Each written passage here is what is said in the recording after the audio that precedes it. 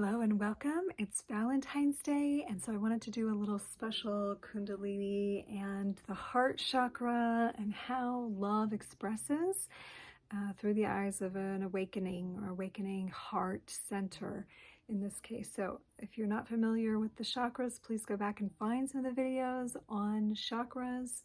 They are the main energy centers in the body through which the Kundalini life force enters the body and steps down into the endocrine glands and therefore into our experiences hormonally. So I'm going to be doing a little study with you for this video from Practical Yoga Psychology. This is one of the textbooks from the Yoga University that I went to in Bihar, India. And we're just going to talk about the stages of an Anahata awakening. That's a heart awakening. And it goes from Tamasic to Rajasic to Sattvic. So if you're not familiar with these, this is Tamasic is like inertia, or like the negative polarity, if you will. Rajasic is the positive polarity or the movement of change. And Sattvic is the still point or the neutral zone of oneness, the unification of both. That's the peace. You can also look at these as Shiva, Brahma, and Vishnu.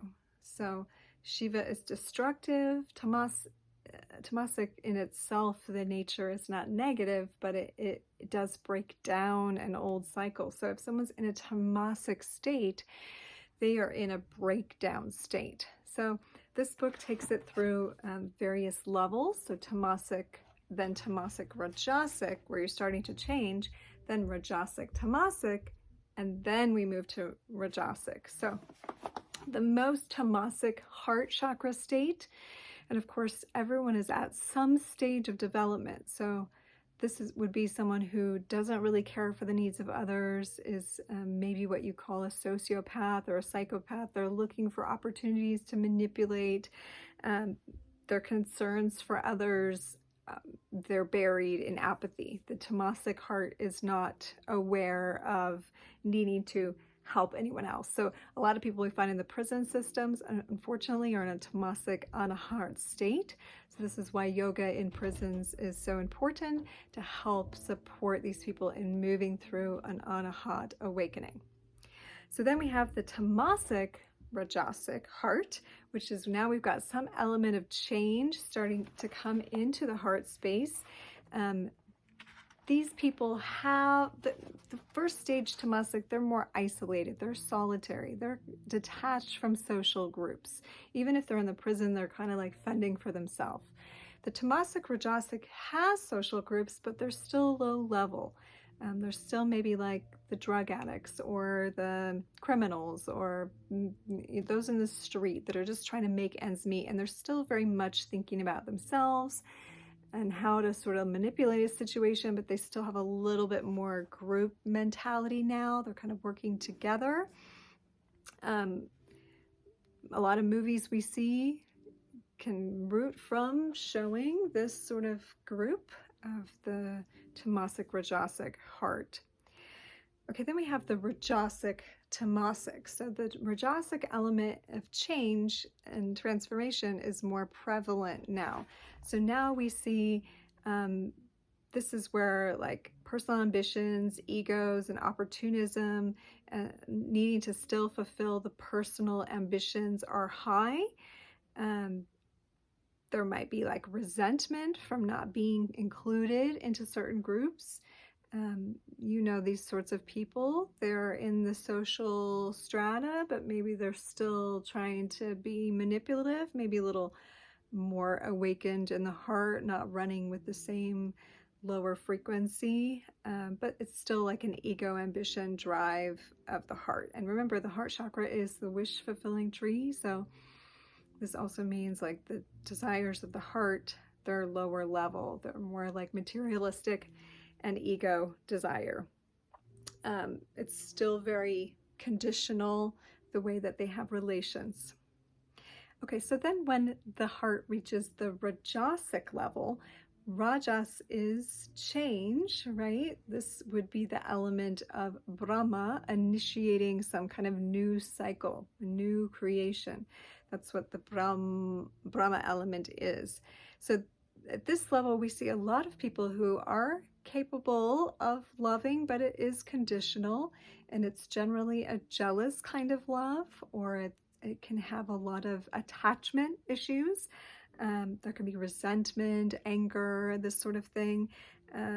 Not great for relationships, but this unfortunately is where a lot of our songs are written from, or movies are written about, like love me forever, or I'm going to like be distraught forever and ever. Like this is a Rajasic heart space. They need somebody out there to be whole. This is the belief. There isn't a sense of being capable to experience the love without another person showing it to them. And this is prevalent in relationships today, and why yoga and the yoga movement, and not just postures, but an attitude of unification. And that means doing inner work, doing shadow work, meditation, practices that bring one to oneself are so important, so we can evolve the heart chakra. So then we go from Rajas to Rajasic Sattvic. So we've got a little bit of the Sattvic element, a little bit of that higher, pure frequency. And remember that Sattvic isn't necessarily like it's experienced as a higher vibe, but it's the neutral zone where we've actually integrated the polarity. So we start to experience more care and compassion for other people. Our ethics are high. We're not super grounded in it at this stage, so we're going to be very selective about who we hang out with, because we don't know that we can really maintain that place in the midst of various different people. So Rajasic Sattvic heart is going to only have a select few that they offer their compassion and love to. And of course, their love can be unconditional in those cases, and they'll work through the traumas, but they're not going to really extend that beyond their very immediate social group. And that's usually good friends, family, dog, parents, so forth. Okay, then we have Sattvic Rajasic. So it switches, and now the Sattvic element is more predominant. And this is preceding a Sattvic heart, okay? And we have two more stages with Sattvic and then enlightened. Okay, so a Sattvic Rajasic is compassion for all, is unconditional love for all. They are actually out there looking for ways to help. So a lot of the coaches and teachers and so forth are going to be in this Sattvic Rajasic heart. They're looking for ways to help people change. They're looking for ways to spread love. They're looking for ways to expand their own capacity for unconditional love and being like a positive influence, okay? Then we have a Sattvic heart.